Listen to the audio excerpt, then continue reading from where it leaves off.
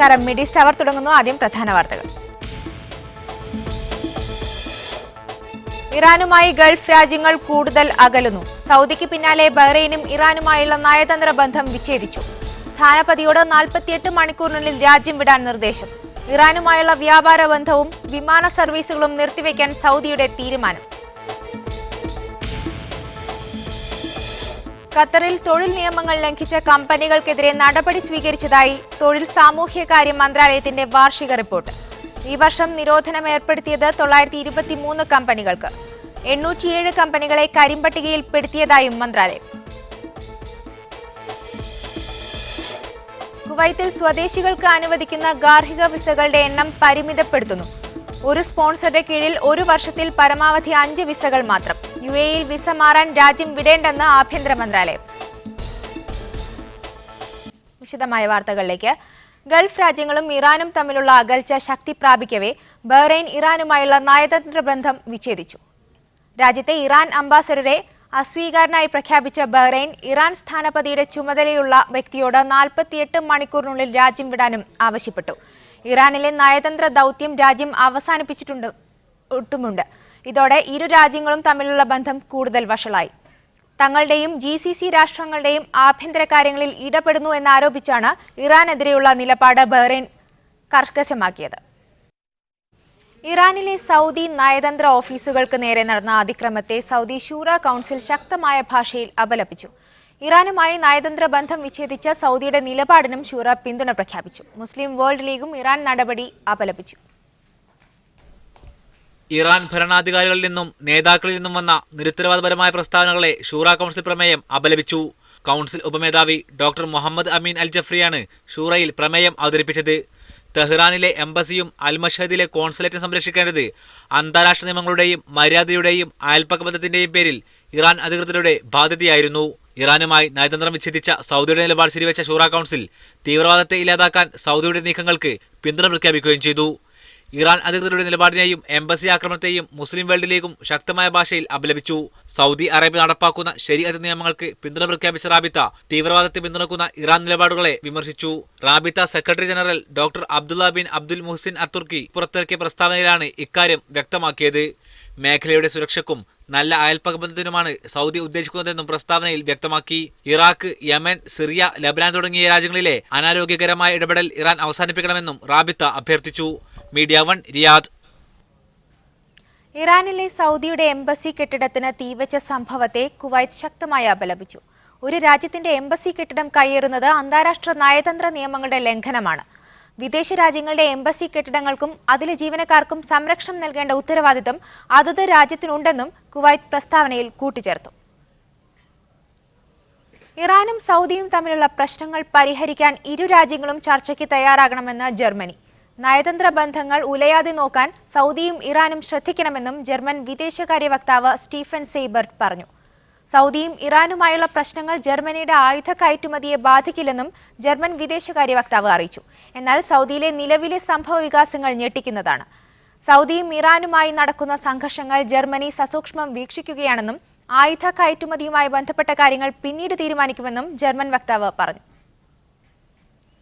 ഖത്തറിൽ തൊഴിൽ നിയമങ്ങൾ ലംഘിച്ച കമ്പനികൾക്കെതിരെ തൊഴിൽ സാമൂഹ്യകാര്യ മന്ത്രാലയം കർശന നടപടികൾ സ്വീകരിച്ചതായി മന്ത്രാലയത്തിന്റെ വാർഷിക റിപ്പോർട്ട്. 2015-ൽ 923 കമ്പനികളുടെ പ്രവർത്തനമാണ് മന്ത്രാലയം നിരോധിച്ചത്. 2015-ന്റെ ആദ്യ പകുതിയിൽ വിവിധ കാരണങ്ങളാൽ 807 കമ്പനികൾ മന്ത്രാലയത്തിന്റെ കരിമ്പട്ടികയിൽ ഉൾപ്പെട്ടിട്ടുണ്ട്. രാജ്യത്ത് രജിസ്റ്റർ ചെയ്തിട്ടുള്ള മൊത്തം കമ്പനികളുടെ 5% വരും ഇത്. കഴിഞ്ഞ വർഷത്തിന്റെ രണ്ടാം പകുതിയിൽ 116 കമ്പനികൾ മാത്രമാണ് നിരോധിക്കപ്പെട്ടത്. രാജ്യത്തെ നിയമങ്ങൾ നടപ്പിലാക്കാൻ കമ്പനികൾ പ്രതിജ്ഞാബദ്ധമാകുന്നതിന്റെ സൂചനയാണിത്. കഴിഞ്ഞ വർഷം 28,085 കമ്പനികളിലായി 56,724 സന്ദർശനങ്ങളാണ് മന്ത്രാലയത്തിന്റെ പരിശോധന സംഘം നടത്തിയത്. 300 പരിശോധകരെയാണ് മന്ത്രാലയം ഇതിനായി നിയോഗിച്ചിരിക്കുന്നത്. തൊഴിലാളികളുടെ അവകാശ സംരക്ഷണത്തിനായി രാജ്യത്തുള്ള നിയമങ്ങളുടെ ലംഘനവും തൊഴിലാളികൾക്ക് സുരക്ഷിതമായ തൊഴിൽ താമസ സൗകര്യങ്ങൾ ഒരുക്കുന്നതിലെ അനാസ്ഥയും കമ്പനികൾ നിരോധിക്കുന്നതിന് കാരണമായി. കമ്പനി പൂട്ടുന്നത് വഴി തൊഴിലാളികൾക്ക് പ്രയാസമുണ്ടാകുന്നത് ഒഴിവാക്കാൻ തൊഴിലാളികളുടെയും കമ്പനികളുടെയും പ്രശ്നങ്ങൾ വ്യത്യസ്തമായാണ് മന്ത്രാലയം പരിഗണിക്കുന്നത്. Media 1 Doha. ജോലിയിൽ കൃത്യവിലോപം കാട്ടിയതിന് നിരവധി കോടതി വിദഗ്ധരെ ഖത്തറിലെ സുപ്രീം ജുഡീഷ്യൽ കൗൺസിൽ ഒഴിവാക്കി. ഇവർക്കെതിരെ നിയമ നടപടി സ്വീകരിക്കും. ഇവരിൽ ചിലരെ ചോദ്യം ചെയ്യുന്നതിനും ആവശ്യമായ നിയമ നടപടികൾ സ്വീകരിക്കുന്നതിനുമായി പബ്ലിക് പ്രോസിക്യൂട്ടറുടെ അടുത്തേക്ക് അയച്ചു. ഇവർ തങ്ങളുടെ ജോലിയെ അവഗണിച്ചതോ നിക്ഷിപ്ത താൽപര്യത്തോടെ കക്ഷികളുടെ ഭാഗം ചേർന്നതോ ആകാമെന്നാണ് സൂചന. കോഴിക്കോട് നിന്ന് ദോഹ വഴി ദമാമിലേക്കുള്ള എയർ ഇന്ത്യ എക്സ്പ്രസ് സാങ്കേതിക പ്രശ്നങ്ങളെ തുടർന്ന് ദോഹയിൽ കുടുങ്ങി. ഉച്ചയ്ക്ക് 2:30 ദമാമിലേക്ക് പുറപ്പെടേണ്ടിയിരുന്ന വിമാനമാണ് തകരാറ് കാരണം യാത്ര തുടരാതിരുന്നത്. ദമാമിലേക്കും തുടർന്ന് കോഴിക്കോട്ടേക്കും പോകേണ്ട വിമാനമാണ് ദോഹയിൽ കുടുങ്ങിയത്. തകരാർ പരിഹരിച്ച് യാത്ര തുടരുമെന്ന പ്രതീക്ഷയിൽ യാത്രക്കാർ 3 മണിക്കൂറോളം വിമാനത്തിൽ കാത്തിരുന്നു. എന്നാൽ തുടരാനാകില്ല എന്നതായതോടെ യാത്രക്കാരെ ഹോട്ടലിലേക്ക് മാറ്റി. തകരാർ പരിഹരിച്ച് ഇന്ന് രാവിലെ 11:30 ദമാമിലേക്ക് പോകാനാകുമെന്നാണ് വിമാന കമ്പനി യാത്രക്കാരെ അറിയിച്ചത്. കൂടുതൽ യാത്രക്കാരും ദമാമിലേക്കുള്ളവരായിരുന്നു. അവധി കഴിഞ്ഞതിനാൽ ഒട്ടേറെ കുടുംബങ്ങളും യാത്രക്കാരായുണ്ട്. അന്താരാഷ്ട്ര സമൂഹത്തിൽ തുല്യതയും പരമാധികാരവുമുള്ള രാജ്യമെന്ന സ്ഥാനം നേടിയെടുക്കുക എന്നത് ഫലസ്തീൻകാരുടെ ന്യായമായ അഭിലാഷമാണെന്ന് ഇന്ത്യയിലെ ഫലസ്തീൻ അംബാസിഡർ അദ്നാൻ അബു അൽ ഹൈജ. ഫലസ്തീൻ വിഷയത്തിൽ യഥാർത്ഥ മാറ്റത്തിനായി ശ്രമിക്കാതെ സാർവദേശീയ സമൂഹം അധരവ്യായാമം നടത്തുകയാണെന്നും അദ്ദേഹം പറഞ്ഞു. ഫലസ്തീൻ ജനതയോട് ഐക്യദാർഢ്യം പ്രഖ്യാപിച്ച് സംഘടിപ്പിച്ച ഇന്ത്യ ഫലസ്തീൻ സൗഹൃദ സമ്മേളനം ഉദ്ഘാടനം ചെയ്ത് സംസാരിക്കവെയാണ് ഫലസ്തീൻ അംബാസിഡർ ഇക്കാര്യം പറഞ്ഞത്. ഇസ്രായേൽ സർക്കാർ കിരാതമായ ബലപ്രയോഗം അടിച്ചേൽപ്പിക്കുകയാണ്. എന്നാൽ അതിനു മുന്നിൽ കീഴടങ്ങുകയോ തകർന്നടിയുകയോ ചെയ്യില്ല. സ്വതന്ത്ര ഫലസ്തീൻ രാജ്യം സ്ഥാപിക്കുന്നതിനായി ഇന്ത്യ അടക്കമുള്ള രാജ്യങ്ങൾ നൽകിയ സംഭാവനകളെ അനുസ്മരിച്ച അദ്ദേഹം ഫലസ്തീന് UN-ൽ നിരീക്ഷക രാഷ്ട്ര പദവി ലഭിക്കാനായി വോട്ട് ചെയ്ത അംഗരാജ്യങ്ങളോട് നന്ദി അറിയിച്ചു.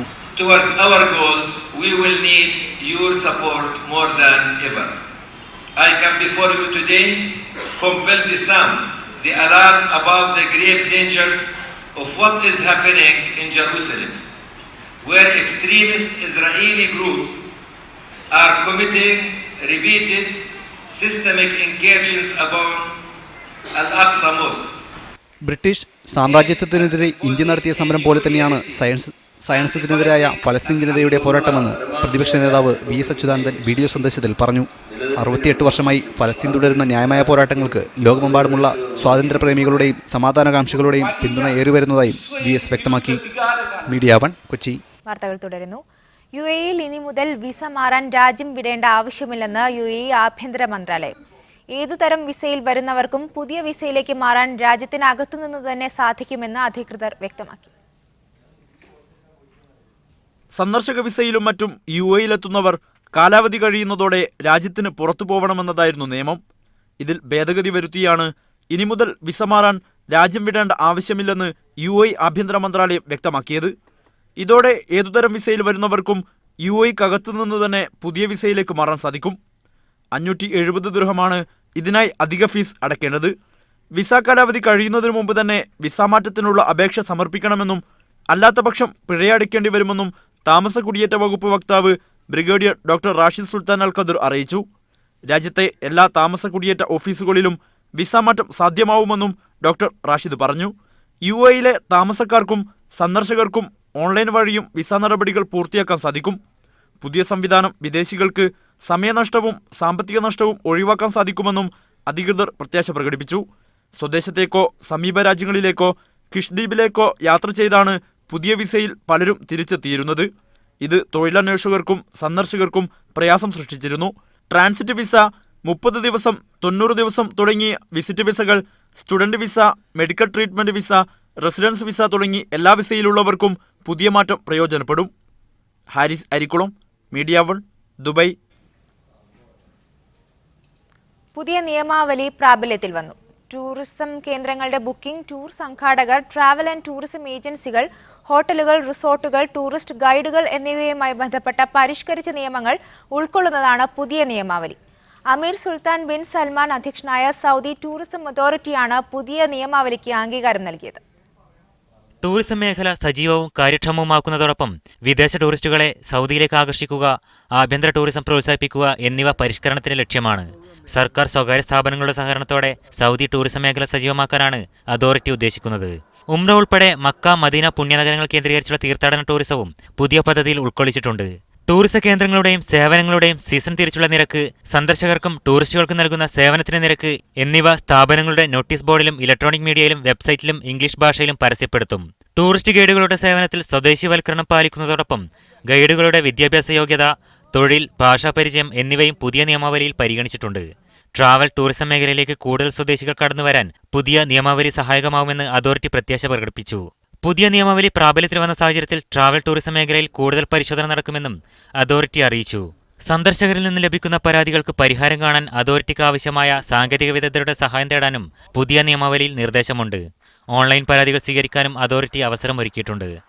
Azhar Pulliyil, media 1, Riyadh. Saudi Arabia ഉൾപ്പെടെ ഗൾഫ് രാജ്യങ്ങൾ ഇറാനുമായി കൂടുതൽ അകന്നതോടെ രാഷ്ട്രീയ സാമ്പത്തിക മേഖലകളിൽ പ്രത്യാഘാതം ഗുരുതരമായിരിക്കും. എണ്ണവില തകർച്ചയ്ക്ക് കൂടുതൽ ആക്കം കൂട്ടാൻ പുതിയ സാഹചര്യം വഴിയൊരുക്കുമെന്ന് തന്നെയാണ് വിദഗ്ധരുടെ വിലയിരുത്തൽ. കിഴക്കൻ സൗദിയിലെ ഷിയ പണ്ഡിതൻ നിമിർ അൽ നിമിർ ഉൾപ്പെടെ 47 പേരുടെ വധശിക്ഷയ്ക്കെതിരായ ഇറാൻ പ്രതിഷേധമാണ് ആ രാജ്യവുമായുള്ള നയതന്ത്ര ബന്ധം വിച്ഛേദിക്കാൻ സൗദി അറേബ്യ, ബഹ്റൈൻ എന്നീ രാജ്യങ്ങളെ പ്രേരിപ്പിച്ചത്. UAE ഇറാനിൽ നിന്ന് തങ്ങളുടെ അംബാസിഡറെ തിരിച്ചുവിളിക്കുകയും ചെയ്തു. ഖത്തർ, കുവൈത്ത് എന്നീ രാജ്യങ്ങൾ സൗദിക്ക് പിന്തുണ പ്രഖ്യാപിക്കുകയും ചെയ്തു. മേഖലയുടെ പൊതുസുരക്ഷയ്ക്ക് തന്നെയും ഇറാൻ ഗൾഫ് അകൽച്ച ദോഷം ചെയ്യും. യമനിലും സിറിയയിലും അടുത്ത മാസം നടക്കാനിരുന്ന UN സമാധാന നീക്കങ്ങളും ഇതോടെ തകരും. ലബനൻ, ഇറാഖ് പ്രശ്നങ്ങൾ മൂർച്ഛിക്കുന്ന സാഹചര്യമുണ്ടാകും. വംശീയ താൽപര്യങ്ങൾക്ക് നൽകുന്ന പരിഗണന ഫലത്തിൽ ഗൾഫ് മേഖലയുടെ വികസന സാധ്യതകൾക്ക് കൂടി തിരിച്ചടിയാകും. എണ്ണവില തകർച്ച മൂലം കടുത്ത പ്രതിസന്ധിയാണ് മേഖലയിൽ ഇപ്പോൾ തന്നെ രൂപപ്പെട്ടിരിക്കുന്നത്. ഇറാനുമായുള്ള ഭിന്നത രൂക്ഷമായതോടെ ഉയർന്ന തോതിലുള്ള ഉൽപാദനം തുടരുന്ന നയത്തിൽ ഒപെക് നേതൃത്വം ഇനി മാറ്റം വരുത്താനിടയില്ല. എണ്ണ ഉൽപാദനത്തിൽ 1-ാം സ്ഥാനത്തുള്ള സൗദിയും 5-ാം സ്ഥാനത്തുള്ള ഇറാനും വിപണിയിൽ കൂടുതൽ എണ്ണ എത്തിക്കുന്ന സാഹചര്യം വില വീണ്ടും ഗണ്യമായി ഇടിയാനും വഴിയൊരുക്കും. ആണവ കരാറിലൂടെ പുറം ലോകവുമായി കൂടുതൽ അടുക്കാനുള്ള സാധ്യതയും പുതിയ ഭിന്നതയിലൂടെ ഇറാന് നഷ്ടമാകുകയാണ്. 3 പതിറ്റാണ്ടുകൾക്കപ്പുറത്തെ അകൽച്ചയുടെ തനിയാവർത്തനമാണ് ഇപ്പോഴത്തേത്. എന്നാൽ ഈ പ്രതിസന്ധി മറികടക്കാൻ ഇരുകൂട്ടർക്കും അത്ര എളുപ്പമാവില്ലെന്നാണ് ഏറ്റവും വലിയ ദുരന്തം. Media 1, Dubai. അഹമ്മദാബാദ് വിമാനത്താവളത്തിൽ സുരക്ഷാ പാളിച്ച. വ്യാജ പാസ്പോർട്ടിലെത്തിയ ഇന്ത്യൻ ദമ്പതികളെ അബുദാബിയിൽ നിന്ന് തിരിച്ചയച്ചു. ഇന്ത്യയിൽ നിന്ന് കാനഡയിലേക്ക് പോകുന്നതിനായി വ്യാജ പാസ്പോർട്ടിൽ യാത്ര ചെയ്ത ഗുജറാത്ത് സ്വദേശികളെയാണ് തിരിച്ചയച്ചത്. ഇന്ത്യയിൽ നിന്ന് കാനഡയിലേക്ക് പോകുന്നതിനായി വ്യാജ പാസ്പോർട്ടിൽ യാത്ര ചെയ്ത ഗുജറാത്ത് സ്വദേശികളായ ദമ്പതികളെയാണ് അബുദാബി വിമാനത്താവളത്തിൽ പിടികൂടി അഹമ്മദാബാദിലേക്ക് തിരിച്ചയച്ചത്. ഞായറാഴ്ചയാണ് അഹമ്മദാബാദ് വിമാനത്താവളത്തിൽ നിന്നും അബുദാബി, ലണ്ടൻ വഴി കാനഡയിലേക്ക് പോകുന്നതിന് യാത്ര ആരംഭിച്ച നിമേഷ് പട്ടേൽ, ഭാര്യ ദീപ്തി പട്ടേൽ എന്നിവരെ അബുദാബി വിമാനത്താവളത്തിൽ വെച്ച് പിടികൂടിയത്. 50 വയസ്സുള്ളവരുടെ പാസ്പോർട്ടിൽ ഫോട്ടോ മാറ്റി ഒട്ടിച്ചാണ് ഇവർ യാത്ര ചെയ്തത്. ഹൈദരാബാദ് കേന്ദ്രമായുള്ള കുടുംബത്തിന്റെ പാസ്പോർട്ടാണ് ഇവർ ഉപയോഗിച്ചത്. അബുദാബിയിൽ നിന്ന് തിരിച്ചയച്ച ഇരുവരെയും അഹമ്മദാബാദ് പോലീസ് അറസ്റ്റ് ചെയ്തിട്ടുണ്ട്. പാസ്പോർട്ട് നിയമത്തിലെ വിവിധ വകുപ്പുകൾ ഇരുവർക്കെതിരെയും ചുമത്തിയിട്ടുണ്ട്. കൂടുതൽ മെച്ചപ്പെട്ട ജീവിതത്തിനായി നിമേഷിനെയും ദീപ്തിയെയും കാനഡയിലേക്ക് അയക്കുന്നതിന് കുടുംബം തന്നെയാണ് വ്യാജ പാസ്പോർട്ട് തയ്യാറാക്കിയതെന്നാണ് ഇന്ത്യയിലെ അന്വേഷണത്തിൽ ലഭിക്കുന്ന സൂചന. അതേസമയം 50 വയസ്സ് രേഖപ്പെടുത്തിയ പാസ്പോർട്ടുകളിൽ 2 ചെറുപ്പക്കാർ യാത്ര ചെയ്തിട്ടും കണ്ടുപിടിക്കാനാവാതെ പോയത് അഹമ്മദാബാദ് വിമാനത്താവളത്തിലെ വൻ സുരക്ഷാ പാളിച്ചയായാണ് കാണുന്നത്. ഇന്ത്യയിലേക്ക് ഭീകരർ കടന്നതായും പത്താൻകോട്ട് ആക്രമണവുമടക്കം സുരക്ഷാ മുന്നറിയിപ്പുകൾ നിലനിൽക്കുമ്പോഴാണ് പ്രായമായവരുടെ പാസ്പോർട്ടിൽ എമിഗ്രേഷൻ പൂർത്തിയാക്കി 29കാരനായ നിമേഷും 28കാരിയായ ദീപ്തിയും യാത്ര ആരംഭിച്ചത്. അബുദാബിയിൽ എമിഗ്രേഷൻ പരിശോധനയ്ക്കിടെയാണ് ഇവരുടെ പാസ്പോർട്ട് വ്യാജമാണെന്ന് കണ്ടെത്തിയത്. Media 1, Abu Dhabi. ശമ്പള നിരക്കിൽ കടുത്ത സ്വദേശി വിദേശി അന്തരം നിലനിൽക്കുന്നതിനാൽ കുവൈത്ത് നീതിന്യായ മന്ത്രാലയത്തിലെ വിദേശി ന്യായാധിപന്മാർ ജോലി മതിയാക്കാൻ ഒരുങ്ങുന്നതായി റിപ്പോർട്ട്. ശമ്പളത്തിലെയും വാർഷിക അവധികളിലെയും വിവേചനം മൂലം കരാർ പുതുക്കാൻ താൽപ്പര്യമില്ലെന്ന് വിദേശ ന്യായാധിപരിൽ ഭൂരിഭാഗവും സുപ്രീം ജുഡീഷ്യൽ കൗൺസിലിനെ അറിയിച്ചതായി പ്രാദേശിക പത്രം റിപ്പോർട്ട് ചെയ്തു. കുവൈത്ത് നീതിന്യായ മന്ത്രാലയത്തിനു കീഴിൽ വിവിധ കോടതികളിൽ ന്യായാധിപ ജോലി ചെയ്യുന്ന ഈജിപ്ത് സ്വദേശികളാണ് വിരമിക്കലിന് ഒരുങ്ങുന്നത്. ഈ വർഷം പകുതിയോടെ കാലാവധി അവസാനിക്കുന്ന നിലവിലെ തൊഴിൽ കരാർ പുതുക്കേണ്ടതില്ലെന്നാണ് ഇവരുടെ തീരുമാനം. സ്വദേശി ന്യായാധിപരുമായി ശമ്പളത്തിലുള്ള വൻ അന്തരമാണ് പ്രതിഷേധത്തിന് പ്രധാന കാരണം. സ്വദേശികൾ മാസത്തിൽ 4000 ദിനാറിന് മുകളിൽ ശമ്പളം വാങ്ങുമ്പോൾ അതേ തസ്തികയിലുള്ള വിദേശികളുടെ ശമ്പളം 1600-2000 ദിനാറാണ്.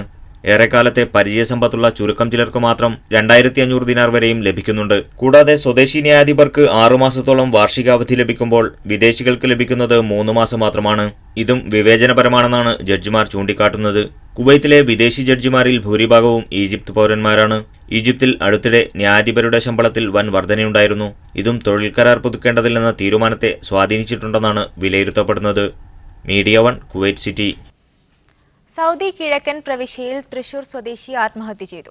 തൃശൂർ പാലുവായ് സ്വദേശി ജവഹർ പാലുവായാണ് ആത്മഹത്യ ചെയ്തത്. കലാ സാംസ്കാരിക രംഗങ്ങളിൽ സജീവമായിരുന്നു. അബു അമീൻ എന്ന പേരിലാണ് കലാരംഗത്ത് അറിയപ്പെട്ടിരുന്നത്. 3 വർഷമായി ജുബൈലിലാണ് താമസം. പോലീസ് സ്ഥലത്തെത്തി അന്വേഷണം ആരംഭിച്ചു. സൗദിയിലെ കിഴക്കൻ പ്രവിശ്യയിലുള്ള ഖത്തീഫിൽ അജ്ഞാതന്റെ വെടിയേറ്റ് സൗദി പൗരൻ കൊല്ലപ്പെട്ടു. ഞായറാഴ്ച രാത്രിയാണ് സംഭവം. ആക്രമണത്തിൽ 2 കുട്ടികൾക്ക് പരിക്കേൽക്കുകയും ചെയ്തു.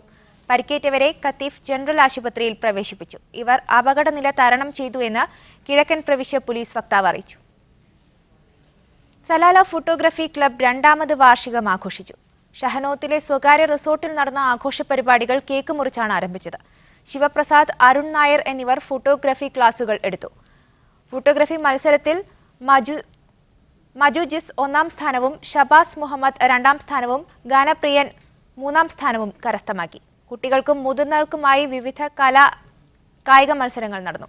അനിദാസ്, ശിവപ്രസാദ്, മുഹമ്മദ് മനാഫ് എന്നിവർ നേതൃത്വം നൽകി.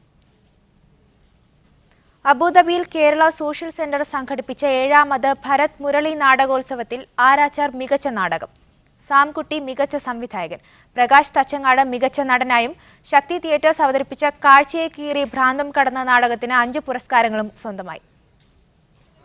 അബുദാബിയിൽ കേരള സോഷ്യൽ സെന്റർ സംഘടിപ്പിച്ച 7ാമത് ഭരത് മുരളി നാടകോത്സവത്തിൽ ശക്തി തിയേറ്റേഴ്സ് അവതരിപ്പിച്ച വിൻസെന്റ് വാൻഗോഗിന്റെ ജീവിതം പറയുന്ന കാഴ്ചയെ കീറി ഭ്രാന്തും കടന്ന് എന്ന നാടകത്തിന് മികച്ച സംവിധായകൻ, നടൻ, പശ്ചാത്തല സംഗീതം, ചമയം, രംഗസജ്ജീകരണം എന്നിവയ്ക്കുള്ള 5 പുരസ്കാരങ്ങളാണ് ലഭിച്ചത്.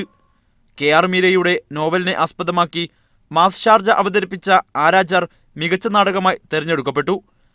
ഷാർജ തിയേറ്റർ ക്രിയേറ്റീവ് അവതരിപ്പിച്ച യുദ്ധക്കെടുതികളുടെ കഥ പറഞ്ഞ മദർ കറേജ് എന്ന നാടകത്തിനാണ് 2ാം സ്ഥാനം.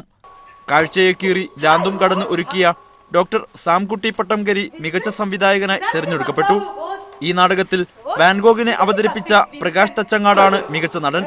നാടക സൗഹൃദം അബുദാബിയുടെ സഖാറം ബൈന്ദർ എന്ന നാടകത്തിൽ ചമ്പ എന്ന കഥാപാത്രത്തിന് ജീവൻ നൽകിയ ജീന രാജീവാണ് മികച്ച നടി. ഹരി അഭിനയ 2ാമത്തെ നടനായും ഷാഹിദ നിവാസു, ടീനായുഡിൻ എന്നിവർ 2ാമത്തെ നടിമാരായും തെരഞ്ഞെടുക്കപ്പെട്ടു. അൽ ഐൻ മലയാളി സമാജത്തിന്റെ ഫൂലൻ എന്ന നാടകത്തിൽ ഫൂലന്റെ ബാല്യകാലം അവതരിപ്പിച്ച ജയലക്ഷ്മി ജയചന്ദ്രനാണ് ബാലതാരം. പാവങ്ങൾ നാടകമൊരുക്കിയ സാജിദ് കൊടിഞ്ഞിയാണ് UAE നിന്നുള്ള മികച്ച സംവിധായകൻ. ലൈറ്റിംഗ് ജോസ് കോശി, ഫിറോസ് ചാലിൽ, പശ്ചാത്തല സംഗീതം റിംഷാദ് മുഹമ്മദ് അലി കൊടുമുണ്ട, ചമയം ക്ലിന്റ് പവിത്രൻ, രംഗസജ്ജീകരണം വിനീഷ്, മധു, അശോകൻ എന്നിവർക്കാണ് മറ്റു പുരസ്കാരങ്ങൾ. 7ാമത് നാടകോത്സവത്തിൽ 11 നാടകങ്ങളാണ് അവതരിപ്പിച്ചത്. പ്രമുഖ നാടക പ്രവർത്തകരായ TM എബ്രഹാമും ശ്രീജിത്ത് രമണനുമായിരുന്നു വിധികർത്താക്കൾ. Media 1 Abu Dhabi.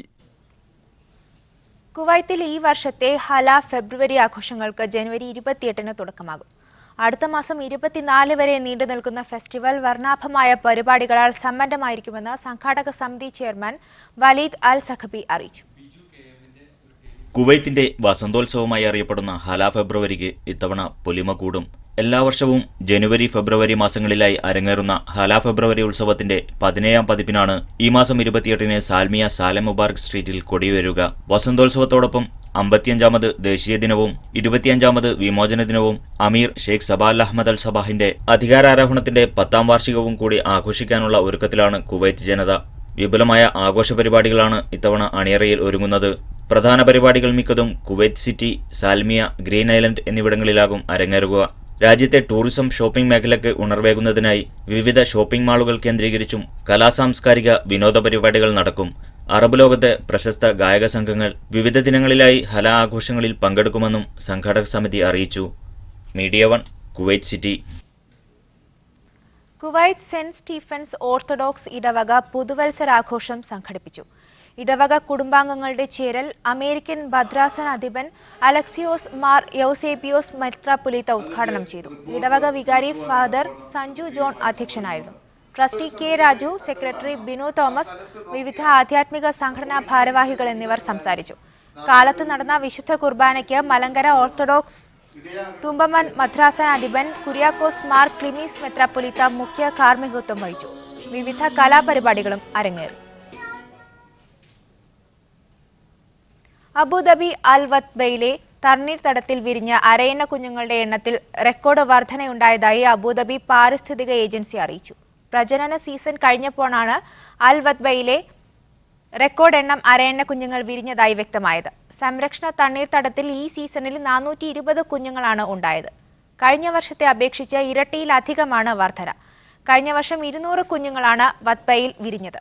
2.5 മാസം നീണ്ട പ്രജനന സീസൺ ഒടുവിലാണ് 420 കുഞ്ഞുങ്ങളെ ലഭിച്ചത്. ഏപ്രിൽ മുതൽ ജൂലൈ വരെ കാലയളവിലാണ് കൂടുകൂട്ടലും മുട്ടയിടലും വിരിയലും കഴിഞ്ഞത്.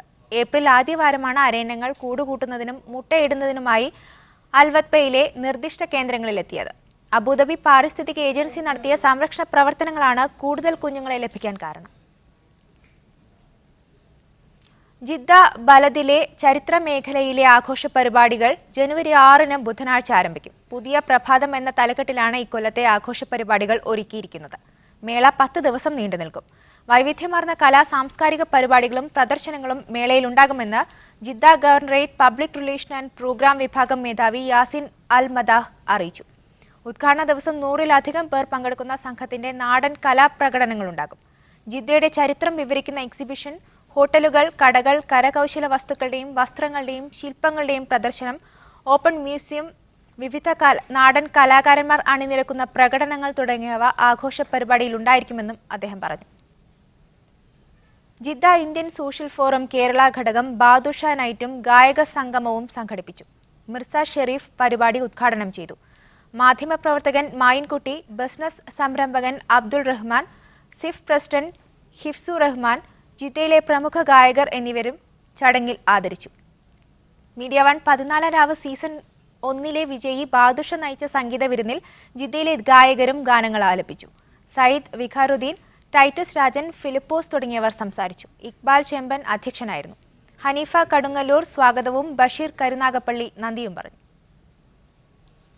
അബു ഇരിങ്ങാട്ടിരി രചന നിർവഹിച്ച ഇരിങ്ങാട്ടിരിയും ചെറിയ കഥകളും എന്ന പുസ്തകത്തിന്റെയും ബഷീർ വള്ളിക്കുന്ന് രചന നിർവഹിച്ച നിനക്ക് തട്ടമിട്ടുകൂടെ പെണ്ണെ എന്ന പുസ്തകത്തിന്റെയും സൗദി തല പ്രകാശനം ജിദ്ദയിൽ നടന്നു. ജിദ്ദ സോഷ്യൽ മീഡിയ ഫോറത്തിന്റെ ആഭിമുഖ്യത്തിൽ നടന്ന ചടങ്ങിൽ ഇരിങ്ങാട്ടിരിയും ചില ചെറുകഥകളും എന്ന ഗ്രന്ഥം ഗോപി നെടുങ്ങാടി ഷെരീഫ് സാഗറിന് നൽകി. നിനക്ക് തട്ടമിട്ടൂടെ പെണ്ണെ എന്ന ഗ്രന്ഥം മുസാഫിർ റുബീന നിവാസിന് നൽകിയും പ്രകാശനം നിർവഹിച്ചു. ഹംസാലുങ്ങൾ, പ്രൊഫസർ ഇസ്മായിൽ മരുതേരി എന്നിവർ പുസ്തകങ്ങൾ പരിചയപ്പെടുത്തി. ഇന്ത്യൻ സോഷ്യൽ ക്ലബ് മലയാളം വിഭാഗം സലാലയിൽ ക്രിസ്മസ് പുതുവത്സരാഘോഷം സംഘടിപ്പിച്ചു. ക്ലബ് ഗ്രൗണ്ടിൽ നടന്ന പരിപാടിയിൽ kidney foundation chairman father David Chiramel മുഖ്യാതിഥിയായിരുന്നു. ആരുമില്ലാത്തവർക്ക് ആരെങ്കിലും ആവാനാണ് താൻ ശ്രമിക്കേണ്ടതെന്ന് അദ്ദേഹം പറഞ്ഞു. മലയാള വിഭാഗം കൺവീനർ ഡോക്ടർ നിഷ്താർ അധ്യക്ഷത വഹിച്ച ചടങ്ങിൽ EG സുബ്രൻ സ്വാഗതവും മുഹമ്മദ് ബഷീർ നന്ദിയും പറഞ്ഞു. രാജഗോപാൽ, UP ശശീന്ദ്രൻ, മറ്റ് ക്ലബ്ബ് ഭാരവാഹികൾ എന്നിവർ സംബന്ധിച്ചു. കരോൾ ഘോഷയാത്രയും ഗാനമേളയും വിവിധ കലാപരിപാടികളും അരങ്ങേറി. കുവൈത്തിൽ സ്വദേശികൾക്ക് അനുവദിക്കുന്ന ഗാർഹിക വിസകളുടെ എണ്ണം പരിമിതപ്പെടുത്തുന്നു. ഒരു സ്പോൺസറുടെ കീഴിൽ ഒരു വർഷത്തിൽ പരമാവധി 5 ഗാർഹിക തൊഴിലാളികളെ മാത്രം അനുവദിക്കാനാണ് ആഭ്യന്തര മന്ത്രാലയത്തിന്റെ തീരുമാനം. മനുഷ്യക്കടത്തിനും വിസ കച്ചവടത്തിനും തടയിടുകയാണ് നടപടിയിലൂടെ അധികൃതർ ലക്ഷ്യമിടുന്നത്. ഗാർഹിക ജോലിക്കെന്ന പേരിൽ വിദേശികളെ രാജ്യത്തെത്തിക്കുകയും പണം വാങ്ങി പുറത്തു ജോലി ചെയ്യാൻ അനുവദിക്കുകയും ചെയ്യുന്ന സ്വദേശികൾ നിരവധിയുണ്ടെന്നാണ് ആഭ്യന്തര മന്ത്രാലയം കണ്ടെത്തിയിരിക്കുന്നത്. പോലീസ് പരിശോധനകളിൽ പിടിയിലാകുന്ന അനധികൃത താമസക്കാരിൽ നല്ലൊരു ശതമാനം ഇങ്ങനെ പണം നൽകി വീട്ടുവിസയിലെത്തിയ വിദേശികളാണെന്നത് ഗൗരവത്തിലാണ് അധികൃതർ കാണുന്നത്. ഗാർഹിക വിസ കച്ചവടം തടയാൻ സത്വര നടപടികൾ കൈക്കൊള്ളുമെന്ന് കഴിഞ്ഞ ദിവസം ആഭ്യന്തര മന്ത്രാലയത്തിന് കീഴിലെ താമസകാര്യ വിഭാഗം director major general Talal Al Marufi വ്യക്തമാക്കിയിരുന്നു. ഇതിന്റെ ഭാഗമായാണ് ഒരാൾക്ക് ഒരു വർഷത്തിൽ പരമാവധി 5 ഗാർഹിക തൊഴിലാളികളെ മാത്രം അനുവദിക്കാനുള്ള തീരുമാനം വന്നിരിക്കുന്നത്. കുടുംബത്തിലെ അംഗങ്ങളുടെ എണ്ണം മാനദണ്ഡമാക്കിയാണ് പൊതുവെ ജോലിക്കാരെ അനുവദിക്കുന്നതെങ്കിലും പലപ്പോഴും അവ കൃത്യമായി പാലിക്കപ്പെടാറില്ല. തൊഴിലാളി ചാടിപ്പോയതായി പരാതിപ്പെട്ടോ വിസ ക്യാൻസൽ ചെയ്തോ വീണ്ടും വിസ സമ്പാദിക്കുന്ന അവസ്ഥയുമുണ്ട്. 30 ഗാർഹിക വിസകൾ വരെ ഇത്തരത്തിൽ സ്വന്തമാക്കിയതായി കണ്ടെത്തിയിട്ടുണ്ട്. ഒരു സ്പോൺസറുടെ കീഴിൽ ഒരു വർഷത്തിൽ പരമാവധി 5 ഗാർഹിക തൊഴിലാളികളെ മാത്രം അനുവദിക്കാനുള്ള തീരുമാനത്തിലൂടെ നിയമത്തിലെ പഴുതുകളില്ലാതാകുമെന്നും അതുവഴി മനുഷ്യക്കടത്തിനും വിസ കച്ചവടത്തിനും തടയിടാൻ സാധിക്കുമെന്നുമാണ് അധികൃതരുടെ കണക്കുകൂട്ടൽ. Muneer Ahmed, media 1, Kuwait City. Dubai shopping ഫെസ്റ്റിവലിന്റെ ഭാഗമായി Dubai gold and jewellery group നടത്തിയ ആദ്യ ദിന നറുക്കെടുപ്പിൽ 1ാം സമ്മാനമായ 1 കിലോ സ്വർണത്തിന് പാക് സ്വദേശി റാഷിദ് മിൻഹാസ് അർഹനായി. ഇന്ത്യക്കാരായ മുഹമ്മദ് ഷെരീഫ്, സഞ്ജയ് കുമാർ എന്നിവർക്കാണ് 2ഉം 3ഉം സ്ഥാനങ്ങൾ. ദുബായ് ഷോപ്പിംഗ് ഫെസ്റ്റിവലിന്റെ ഭാഗമായി ദുബായ് ഗോൾഡൻ ജ്വല്ലറി ഗ്രൂപ്പ് നടത്തിയ ആദ്യ ദിന നറുക്കെടുപ്പിൽ ഒന്നാം സമ്മാനമായ 1 കിലോ സ്വർണത്തിന് പാക് സ്വദേശി റാഷിദ് മിൻഹാസ് അർഹനായി. ഇന്ത്യക്കാരായ മുഹമ്മദ് ഷെരീഫ് 1/2 കിലോയുള്ള രണ്ടാം സമ്മാനവും സഞ്ജയ് കുമാർ 1/4 കിലോയുടെ മൂന്നാം സമ്മാനവും നേടി. മലബാർ ഗോൾഡൻ ഡയമണ്ട്സ് റീജിയണൽ മേധാവി KV Ranjith, Dubai economic department manager Fathalla Abdulla എന്നിവർ റാഷിദ് മിൻഹാസിന് സമ്മാനം കൈമാറി. രണ്ടാം ദിവസം നടന്ന നറുക്കെടുപ്പിൽ 3 ഇന്ത്യക്കാരാണ് സമ്മാനം സ്വന്തമാക്കിയത്. നിരഞ്ജൻ 1 കിലോ സ്വർണവും ബിമൽ H പട്ടേൽ 1/2 കിലോയും ഗേറ 1/4 കിലോ സ്വർണവും നേടി. മൂന്നാം ദിവസമായ ഞായറാഴ്ച നടന്ന നറുക്കെടുപ്പിൽ ഇന്ത്യക്കാരായ അശ്വതി 1 കിലോ സ്വർണവും ഡോക്ടർ PF സിംഗ് 1/2 കിലോ സ്വർണവും വേണു M 1/4 കിലോ സ്വർണവും സമ്മാനമായി നേടി.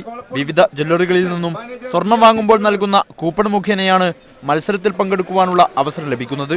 പങ്കാളിത്ത ജ്വല്ലറികളിൽ നിന്ന് 500 ദിർഹത്തിന്റെ സ്വർണം വാങ്ങുമ്പോൾ ലഭിക്കുന്ന കൂപ്പണിലൂടെ നറുക്കെടുപ്പിൽ പങ്കെടുക്കാം. ഫെബ്രുവരി 1 വരെ തുടരുന്ന 32 ദിവസത്തെ നറുക്കെടുപ്പിൽ 56 കിലോ സ്വർണമാണ് സമ്മാനമായി നൽകുന്നത്. Media 1 Dubai. ഇതോടെ മിഡിസ്റ്റ് അവരുടെ പൂർണ്ണമാകുന്നു. ശുഭരാത്രി.